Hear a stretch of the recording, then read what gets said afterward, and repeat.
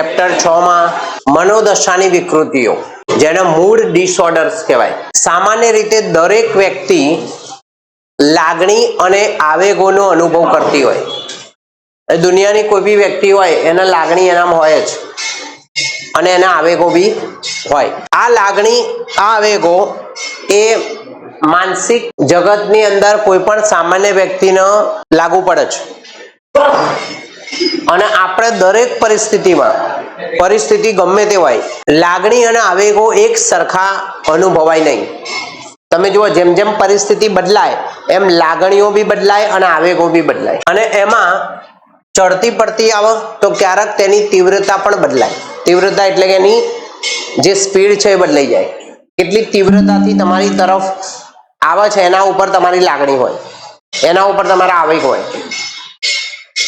દાખલા તરીકે માની લો કે તમે કોઈ બસની ભીડમાં લાગેલો ધક્કો, તમે બસમાં ઊભા છો અને તમને ધક્કો લાગે અચાનક, કોઈએ તમને જાહેરમાં તમારું અપમાન કર્યું હોય કોઈ વ્યક્તિએ, તો જાહેરમાં જે શબ્દો તમારી વિરુદ્ધમાં લોકો બોલ્યા એ અને બસમાં લાગેલો ધક્કો, આ બંને પરિસ્થિતિમાં ક્રોધ આવે પણ બંને પરિસ્થિતિમાં ક્રોધ કેવો હોય? જુદો જુદો હોય। બંને પરિસ્થિતિમાં આવેગની પરિસ્થિતિ કેવી હોય? જુદી જુદી હોય। કેમ કે એની તીવ્રતામાં તફાવત હોય। કેમ કે બસમાં એ નોર્મલ ધક્કો કહેવાય, એમાં આપણે તો ગુસ્સો આવે પણ આપણે કંઈ બોલીએ નહીં, પણ કોઈ વ્યક્તિ આપણું જાહેરમાં અપમાન કરે તો આપણે એનો આપણો આવેગ ત્યારે અલગ હોય, આપણે એનો બોલીએ। તો આમ લાગણી અને આવેગોમાં થતું પરિવર્તન સામાન્ય હોય, નોર્મલ હોય। પરંતુ જ્યારે લાગણી અને આવેગો વ્યક્તિના નિયંત્રણની બહાર થઈ જાય, એટલે નોર્મલી આપણી લાગણી આપણા આવેગો આપણા કંટ્રોલમાં હોય, પણ જ્યારે તમે તમારી લાગણી અને આવેગોને કંટ્રોલ ના કરી શકો, નિયંત્રણ ના કરી શકો અને વ્યક્તિ પોતાના જીવન સાથે સમાયોજિત સાધવામાં મુશ્કેલી અનુભવે, એટલે કે તમે તમારા જીવન સાથે સમાયોજન ના કરી શકો, ટેકલ ના કરી શકો તમારા જીવનમાં, તો ત્યારે તમારા વ્યક્તિના આવેગો તેની જાત માટે, સમાજ માટે જોખમરૂપ બને। એટલે કે જ્યારે તમે તમારી લાગણી અને આવેગોનો કંટ્રોલ ના કરી શકો ત્યારે એ લાગણી, એ આવેગો તમારા માટે તો જોખમકારક હોય જ પણ સમાજ માટે બી જોખમકારક બને અને ત્યારે તે વ્યક્તિને મનોદશાની વિકૃતિ આવી એવું આપણે કહી શકીએ। તો આ રીતે આવશે મનોદશાની વિકૃતિ। DSM-5 માં મનોદશાની વિકૃતિઓનો દ્વિધ્રુવી અને ખિન્નતાની વિકૃતિ ના શીર્ષક હેઠળ એને સમજાવવામાં આવ્યા। તેમાં સમાવિષ્ટ કેટલીક મનોદશાની વિકૃતિઓમાં કેટલીક મનોવિકૃતિઓનો અભ્યાસ અહીંયા આપણે કરવાનો। એમાં પહેલી આપણે અભ્યાસ કરીશું એક ધ્રુવીય અને બીજી કરીશું દ્વિધ્રુવીય। દ્વિધ્રુવીય વિકૃતિ એટલે શું? દ્વિધ્રુવીય વન મનોવિકૃતિ। તો કઈ વિકૃતિને દ્વિધ્રુવીય વન મનોવિકૃતિ કહેવાય? તો દ્વિધ્રુવીય વન મનોવિકૃતિ એક ખિન્નતાની વિકૃતિ તરીકે ઓળખવામાં આવવાનું આ બીજું નામ છે। ખિન્નતાની વિકૃતિ એટલે ખીજાઈ જવાનો ભાવ, એને ખિન્નતા કહેવાય। આ વિકૃતિનું મુખ્ય લક્ષણ ઉદાસીનતા। ઉદાસીનતા એટલે તમે ઉદાસ થઈ જાઓ, તમે ખીજાયેલા રહો।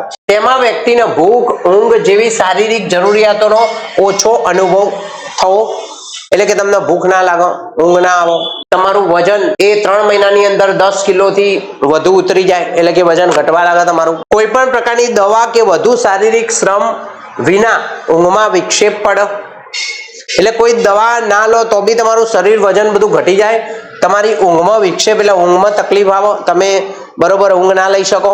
અભિરુચિમાં ઉણપ આવે, મતલબ કે તમને કોઈ વસ્તુની અભિરુચિ ના રહે, તમને કઈ પસંદગી ના રહે। આનંદનો અનુભવ ઓછો થાય, પોતાની જાત માટે હીનતાનો ભાવ આવે, એટલે કે તમે તમારી જાતના નીચા છો એવું તમારી અંદર તમને લાગે, નીચાપણાનો ભાવ આવે, આત્મહત્યાના વિચારો આવે અને એ માટે તમે પ્રયાસો કરો। તો આ બધા લક્ષણો એ વ્યક્તિમાં જો 2 અઠવાડિયા સુધી રહે, એનાથી વધારે સમય રહે તો એને દ્વિધ્રુવીય વન મનોદશાની વિકૃતિ કહી શકાય। દ્વિધ્રુવીય 2 મનોવિકૃતિ। તો દ્વિધ્રુવીય 2 મનોવિકૃતિમાં ખિન્નતા અને વિષાદ અને ઉન્માદ બંને આવેગોની હાજરી। એક વખત તમે ખુશી હોય ને એક તરફ નિરાશ થઈ જાઓ, બંને વસ્તુ જોડે હોય, બંને વસ્તુઓ દર્દીની અંદર જોવા મળે। આ મનોવિકૃતિમાં મંદ સ્વરૂપની ઉન્મત્તતા, એટલે કે તમારા બહુ ઓછા સ્વરૂપની ખુશી તમને થાય, એટલે બહુ ખુશી ના થાય, ઓછી ખુશી થાય। મંદ સ્વરૂપની ઉન્માદ ની ઘટનાઓનો અનુભવ વ્યક્તિએ પહેલા કરેલો જોવા મળે, એટલે કે પહેલા જે આવી ઉન્માદની ઘટનાઓ તમારી સાથે બની હોય એનો અનુભવ તમે કરેલો હોય, જેમાં સ્વભાવમાં ચીડિયાપણું આવી જાય, એટલે તમારો સ્વભાવ છે એ ચીડિયો થઈ જાય, તમે કોઈને વ્યવસ્થિત જવાબ ના લો, ચીડ કરો તમે લોકોની સાથે, તો સ્વભાવમાં ચીડિયાપણાનો વધારો થાય. પરંતુ તેની સ્વભાવના પરિવર્તનના કારણે તેના સામાજિક તેમજ વ્યવસાયિક જવાબદારીઓમાં અડચણ ઊભી થતી નહીં, એટલે કે એનો ધંધો રોજગાર એનો સમાજ ચાલતો રહે, એમાં એના કઈ અડચણ ના આવે.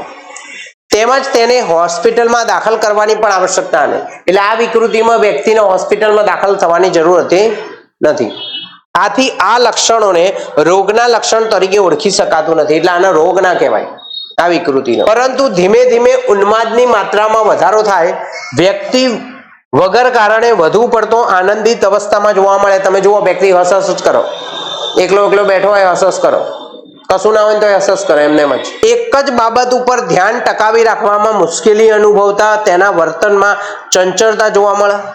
એનું વર્તન ચંચળ થાય, ઘડીકમાં કંઈક બોલતો હોય, ઘડીકમાં કંઈક બીજું બોલે, ઘડીકમાં હસવા લાગે, ઘડીકમાં શાંત થઈ જાય, ઉદાસ થઈ જાય, આવું બધું થાય. પહેલા કરતા ઊંઘના પ્રમાણમાં નોંધપાત્ર ઘટાડો થાય અને વ્યક્તિ પોતે કોઈ પણ કાર્ય કરવા માટે સક્ષમ છે તેવો અતિ સક્ષમતાનો ખ્યાલ ભાવ તેના મનમાં જોવા મળે, એટલે પોતાને એવું લાગે કે હું બધું કરી શકું એમ છું, મારાથી આ બધું થઈ જશે. જાતીય વર્તનમાં વધારો જોવા મળે.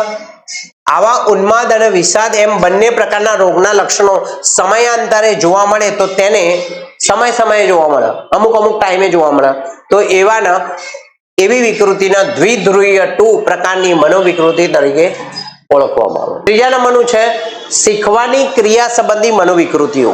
શીખવાની ક્રિયા સંબંધી મનોવિકૃતિઓ બાલ્યાવસ્થામાં જોવા મળે, બાળપણથી જોવા મળે, નાનપણથી તમને જોવા મળે આ વિકૃતિ. શીખવાની ક્રિયા સંબંધી મનોવિકૃતિમાં બાળક સ્નાયુઓ અને શારીરિક ક્રિયાઓ વચ્ચે સંકલન સ્થાપવામાં તેમજ અન્ય વ્યક્તિઓ સાથે સંદેશા વ્યવહાર કરવામાં વિક્ષેપ અનુભવતો જોવા મળે, મતલબ કે બીજા વ્યક્તિઓ સાથે એ આદાન પ્રદાન ના કરી શકે, બીજા સાથે બોલી ચાલી ના શકો, સામેવાળાનું સાંભળી ના શકાય અને સમજી ના શકો. આ મનોવિકૃતિ ધરાવતું બાળક નવી અથવા જટિલ અઘરી બાબતોને સમજવામાં શીખવામાં મુશ્કેલી અનુભવે, પોતાના દૈનિક ક્રિયાઓ જેવી કે બટન બંધ કરવા, દર્પણમાં જોઈ માથું વ્યવસ્થિત ઓળવું વગેરે ઉંમરની પરિપક્વતા મુજબ શીખવામાં તેને વધુ પડતો સમય લાગે. નોર્મલ બાળક હોય આ બધું જલ્દી શીખી જાય, પણ જે આ વિકૃતિ ધરાવતો બાળક હોય એને આ બધી વસ્તુ કરવામાં વાર લાગે, એટલે શીખે ખરો પણ શીખવામાં વાર લાગે. પેલું નોર્મલ બાળક હોય એ માન લો કે 1 વીક લેતું હોય તો આ બાળક હોય એ મહિનો લે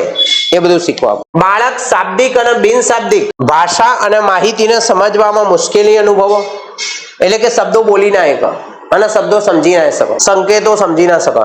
બાળકની વૈચારિક અને તાર્કિક ક્ષમતામાં ઉણપ જોવા મળે, એટલે કે એનું વિચારવાનું ઓછું થઈ જાય, તર્ક એનો ઓછો થઈ જાય, લોજિક કોઈને આર્ગ્યુમેન્ટ ના કરી શકે, કઈ બોલી ના શકે. ડિસ્લેક્સિયા આ એક પ્રકારની મનોવિકૃતિ છે.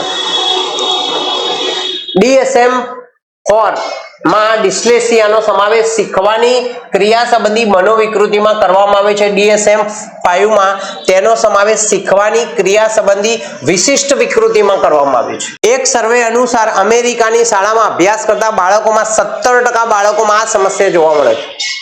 અમેરિકાની અંદર 17% બાળકોમાં આ પ્રકારની સમસ્યાઓ જોવા મળે. 2012માં જે સર્વે થયો એની અંદર ભારતમાં ડિસ્લેક્સિયાનું પ્રમાણ 9.87% જેટલું છે.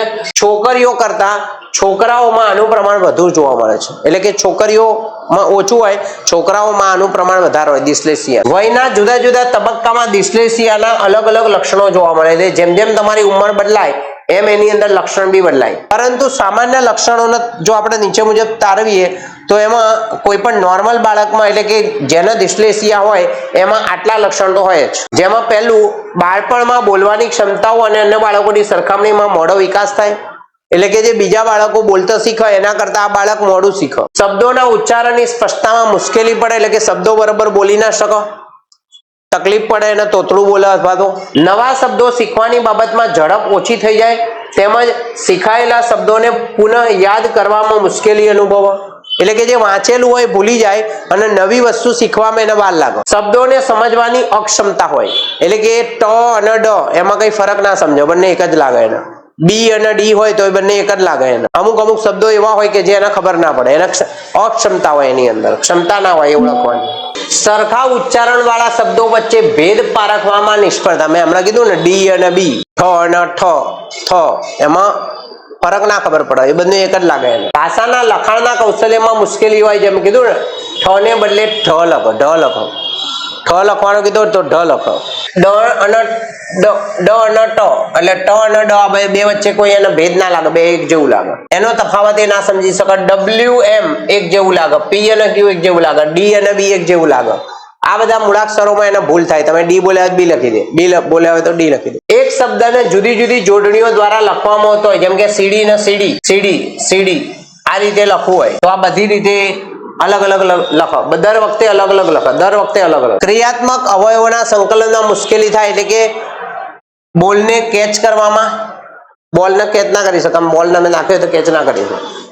સોયમાં દોરો પરવવામાં તકલીફ પડે, એના મણકા પરવવામાં તકલીફ પડે, બૂટની દોરી બાંધવામાં તકલીફ પડે, વાંચનમાં મુશ્કેલી પડે કે જેથી ક્લાસમાં બધાની વચ્ચે ઊભા થઈને બોલવામાં ખચકાટ આવે, એટલે મુશ્કેલી આવે, તકલીફ આવે. શૈક્ષણિક સિદ્ધિ મેળવવાની પ્રેરણાનો અભાવ હોય એટલે કે કોઈ શૈક્ષણિક સિદ્ધિ પ્રાપ્ત કરી શકે નહીં.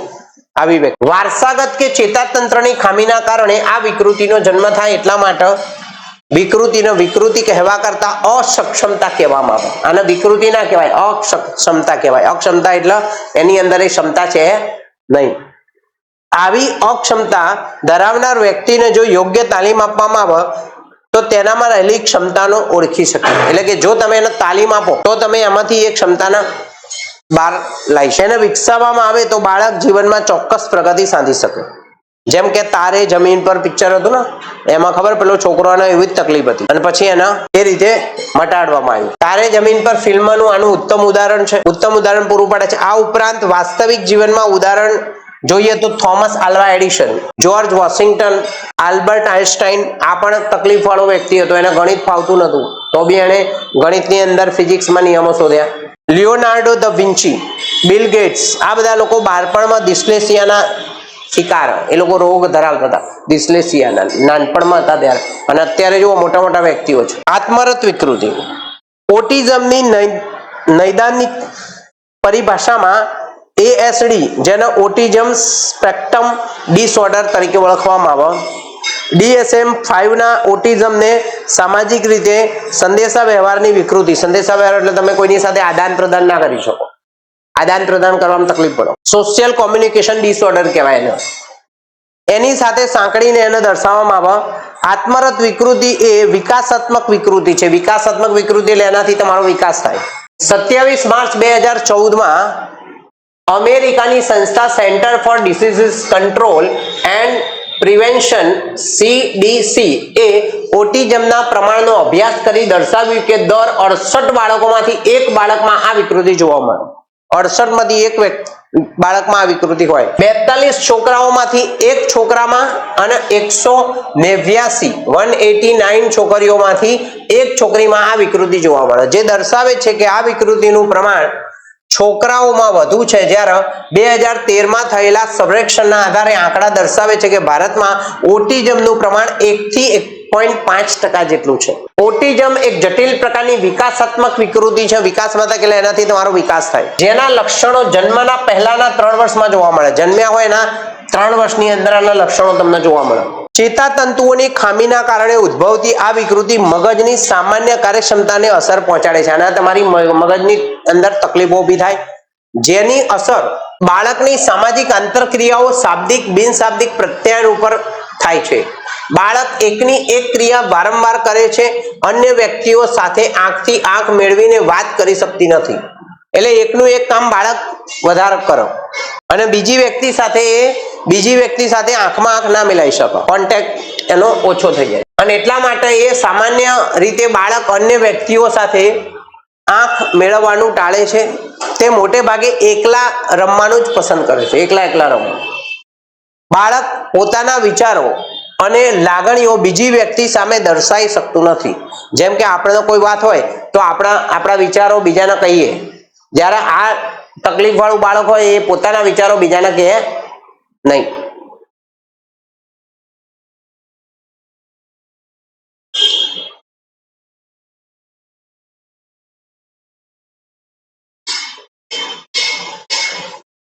બાળક તેને કહેવામાં આવેલી વાતનું વારંવાર પુનરાવર્તન કરે। તમે એને કંઈ કીધું હોય તો એ બોલ બોલ કરે, એ જ વસ્તુ રિપીટ કરો। તમે એને કીધું હોય કે જમવાનું જમી લે તો એ વારંવાર પોતે રિપીટ કરે, જમવાનું જમી લે, જમવાનું જમી લે, આવું એ પોતે બોલવા લાગે। અસંબંધ રીતે સતત હાસ્ય કરે, મંદ મંદ સ્મિત કરે, વાસ્તવિક ભયજનક પરિસ્થિતિઓનો ડર તેને હોતો નથી। એટલે કોઈ એની સામે માની લો કે કોઈ એવી પરિસ્થિતિ આવી જાય, સાપ બાપ આવી જાય, એને બીક ના લાગે, તેને ખબર જ ના પડે કે સાપ હોય। પીડાનો અનુભવ તેને થતો ના હોય, કોઈ જગ્યાએ વાગ્યું હોય કે કઈ બી તકલીફ થઈ હોય તેને પીડા ના થાય। કોઈ પણ વસ્તુને તે વારંવાર ગોળ ગોળ ફરાવ્યા કરતો જોવા મળે છે, એકની એક વસ્તુ વારંવાર ફેરવા કરો। ઓટિઝમ ધરાવતા બાળકોમાં ઊંઘના વિક્ષેપો, ખેંચ, એની અંદર ખેંચ વધારે આવે। પાચન સંબંધિત તકલીફ હોય એટલે કે એને પાચન થાય નહીં વસ્તુઓ, તેથી આવા બાળકોને ઔષધીય સારવારની સાથે સાથે વાર્તનિક મનોઉપચાર પણ આપવાથી ફાયદો થાય છે। એટલે ખાલી એકલા ડોક્ટરની સારવાર નહીં, એને મતલબ એના એકલી દવાઓ નહીં આપવાની, એની સાથે સાથે એને હૂંફ બી આપવી પડે આપણે। ધ્યાન ન્યૂનતા અથવા અતિ પ્રવૃત્તિશીલતાની વિકૃતિ, એટલે કે તમે બહુ બધા વ્યસ્ત રહો, બહુ બધું કામ કરો તો એની અંદર આ વિકૃતિ આવે। બાળકોમાં ધ્યાનને ટકાવી રાખવામાં મુશ્કેલી અને અતિશય ચંચળતા સાથે સંબંધિત આ વિકૃતિનો સમાવેશ DSM-4 માં ચેતાતંત્રના વિકાસ સાથે સંબંધિત વિકૃતિમાં કરવામાં આવે છે, જેને ન્યુરો ડેવલપમેન્ટ રિલેટેડ ડિસઓર્ડર તરીકે ઓળખવામાં આવે। 4 થી 17 વર્ષના બાળકોના વય જૂથમાં સંશોધનો એવું દર્શાવે છે કે અમેરિકામાં તેનું પ્રમાણ વર્ષે વધતું રહ્યું છે। 2003માં ADHD નું પ્રમાણ 7.8 હતું, 2007માં 9.5 હતું, 2011માં તેનું પ્રમાણ 11% જેટલું હતું, જ્યારે ભારતમાં ADHD નું પ્રમાણ 5 થી 10% જેટલું જોવા મળે છે। સામાન્ય રીતે સ્ત્રી બાળકની સરખામણીમાં પુરુષ બાળકમાં આ વિકૃતિનું પ્રમાણ વધુ હોય છે, પુરુષોમાં આ વિકૃતિ વધારે હોય સ્ત્રીઓ કરતા। ADHD ની વિકૃતિ ધરાવનાર બાળકોમાં મુખ્યત્વે 3 લક્ષણો હોય, એક ધ્યાન ન્યૂનતા, આવેગશીલતા અને અતિ પ્રવૃત્તિશીલતા। આ 3 પ્રકારના લક્ષણો આની અંદર હોય। કઈ વિકૃતિમાં? ADHD માં। ADHD નું ફૂલ ફોર્મ જોઈ લેજો। આ વિકૃતિ ધરાવનાર બાળકમાં લાંબા સમય સુધી કોઈ એક ઉદ્દીપક પ્રત્યે ધ્યાન કેન્દ્રિત કરી શકતા નથી, એટલે કે કોઈ બી એક વસ્તુ પ્રત્યે ધ્યાન ના રાખી શકાય, તકલીફ પડે ને ધ્યાન રાખવામાં, એટલા માટે એને ધ્યાન ન્યૂનતા કહેવાય। સૂચનાઓનું પાલન કરવામાં અસક્ષમ હોય, એટલે કોઈ તમે સૂચના આપી હોય તો એનું પાલન કરી શકો નહીં, કાર્ય પૂર્ણ ના કરી શકો, આયોજનબદ્ધ રીતે કાર્યને સંગઠિત કરી પૂર્ણ કરવામાં મુશ્કેલી અનુભવો, કોઈ લેસન બેસન આપ્યું હોય તમે તો ના કરે પૂરું, એને કરતા ના આવડે કેવી રીતે છે। દિવા સ્વપ્નોમાં રાચે, એટલે કે દિવસે સ્વપ્ન જોવો, આપણે રાત્રે જોઈએ દિવસે જોવો। એક જ જગ્યા ઉપર લાંબા સમય સુધી સ્થિર બેસીને કરવાની ક્રિયાઓમાં અવગણવાનું લક્ષણ એનામાં વલણ હોય, એટલે કે કોઈ વસ્તુ એક જગ્યાએ બેસીને કરવાની હોય તો એ ના કરે, એ ચંચળ હોય, એક જગ્યાએ ફર કરે ચારે બાજુ। રમત શાંતિપૂર્ણ રીતે રમી ના શકો, અત્યંતિક વાચાળ હોય, બોલ કરો, હંમેશા એક જગ્યાએથી બીજી જગ્યાએ ફરતા રહેવું, દોડવું અથવા વસ્તુઓ ઉપર ચડી જવું, પોતાનો વારો આવે ત્યાં સુધી રાહ જોવાની ધીરજ ન હોવી, પ્રશ્ન પૂરો થાય તે પહેલા જવાબ આપી દેવાની ઉતાવળ વગેરે લક્ષણો ધરાવનાર જોવા મળે છે। પેલું કોણ બનેગા કરોડપતિ એમ ખબર, પેલો છોકરો આવ્યો તો તરત પહેલા જવાબ બોલી જતો હતો, ખબર, એ આ પ્રકારની વિકૃતિ કહેવાય, ઉતાવળિયું, પછી મને ખબર 2-4 સવાલમાં પહેલા જ સવાલમાં બહાર નીકળી ગયો, એ આ પ્રકારની વિકૃતિ હોય, ઉતાવળિયું કરો। તો આ પ્રકરણમાં આપણે શું ચર્ચા કરી, તો આપણે અસાધારણ વર્તન, એનો અર્થ, પ્રકારો, કારણો વિશે માહિતી મેળવી, શારીરિક રોગો વિશે માહિતી મેળવી, એના વિશે આપણે સજાગતા, જાગૃતતા અને સભાનતા કેળવી, અને સાથે સાથે શારીરિક રોગો વિશે વ્યક્તિઓને જેટલી સજાગતા, સભાનતા અને જાગૃતતા કેળવાય એટલો આમાં ટ્રાય કર્યો આપણે। સજાગતા અને સભાનતા અને જાગૃત એ જો માનસિક રોગો વિશે આપણે કેળવીએ, એટલે કે જો આપણે માનસિક રોગને ઓળખીએ તો આપણે એનાથી બચી શકીએ। તેમજ તેની ઔષધીય મનોપચારની પદ્ધતિઓ તેની સારવાર પણ મેળવી શકીએ આપણે. માનસિક રોગો વર્તનની વિકૃતિ વિશેની અંધશ્રદ્ધાઓ આપણે છોડી દે, એટલે કે જે રોગો થાય છે એના લોકો એવું કહે છે કે અંધશ્રદ્ધા છે અને એના કારણે એ લોકો પીડાતા હોય છે. પણ એવું ના ઓળખીને એને વૈજ્ઞાનિક દ્રષ્ટિકોણથી જો આપણે શારીરિક સ્વાસ્થ્ય ની સાથે સાથે માનસિક રીતે સ્વાસ્થ્ય મેળવીએ તો આપણે એક સ્વસ્થતા ભર્યું જીવન આપણે જીવી શકીએ. તો અહીંયા ચેપ્ટર તમારું પૂરું થાય. ચેપ્ટર 6.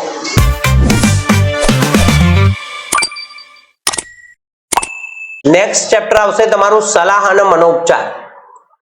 સલાહ અને મનોપચાર એટલે આગળ જે વિકૃતિઓ આવી ને એ વિકૃતિઓને કઈ રીતે મટાડવાનું. મનોપચાર એટલે એનો ઉપચાર કરવાનો, સલાહ આપવાની, સામેવાળાને કહેવાનું કે ભાઈ તમે આવું કરો એને સલાહ કહેવાય. તો નેક્સ્ટ લેક્ચરમાં જોઈશું.